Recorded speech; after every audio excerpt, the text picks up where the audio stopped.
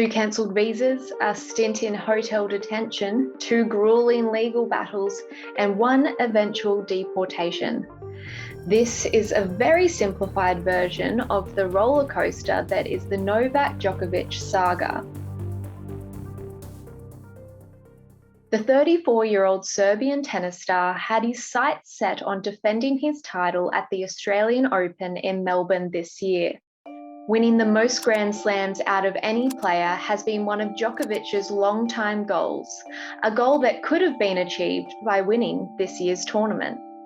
Now, the world number one has been hit with an unexpected setback following his chaotic legal battle with the Australian government over his COVID-19 vaccination status. Novak Djokovic has had his visa cancelled for the second time. This has been a long-awaited decision.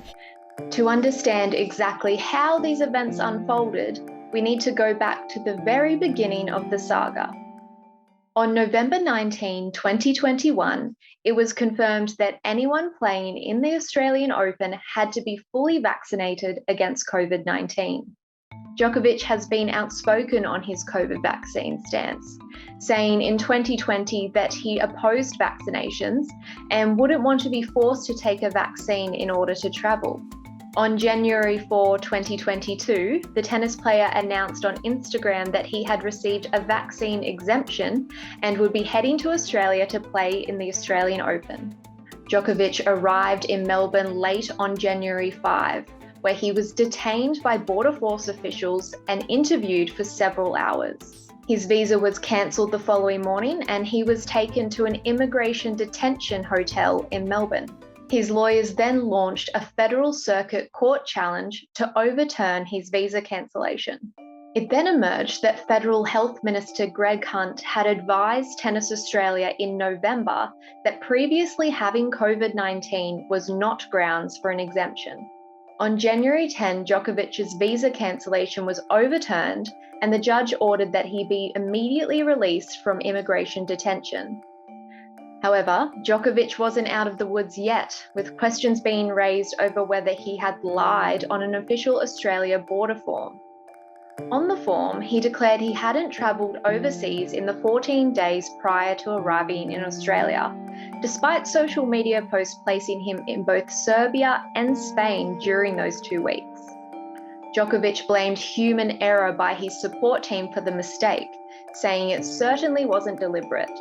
At this time, more information was coming out about the tennis star's movements after he contracted COVID-19 on December 16 last year. Despite knowing he had the virus, Djokovic attended an in-person interview with a French journalist on December 18. He later explained he didn't want to let the reporter down, but admitted it was an error of judgment to attend the interview. On the afternoon of January 14, Immigration Minister Alex Hawke used his ministerial powers to cancel Djokovic's visa for a second time. Djokovic's lawyers filed a submission with the federal court, pushing back against his visa cancellation.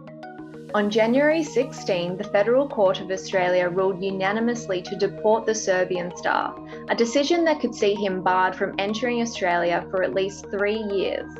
He was deported and left Melbourne on a flight to Dubai that night. On January 20, Federal Court Chief Justice James Allsop revealed why judges upheld the decision to cancel Djokovic's visa.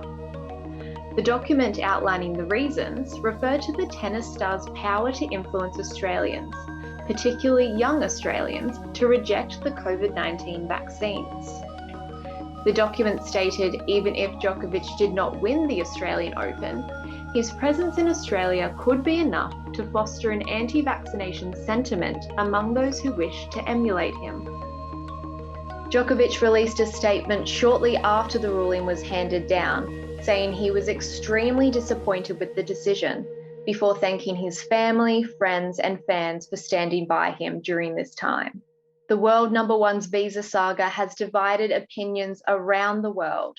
Djokovic's fans have lashed out at the Australian government for its treatment of the star, while others have rallied behind the decision, arguing he should have to follow the same protocols as every other tennis player.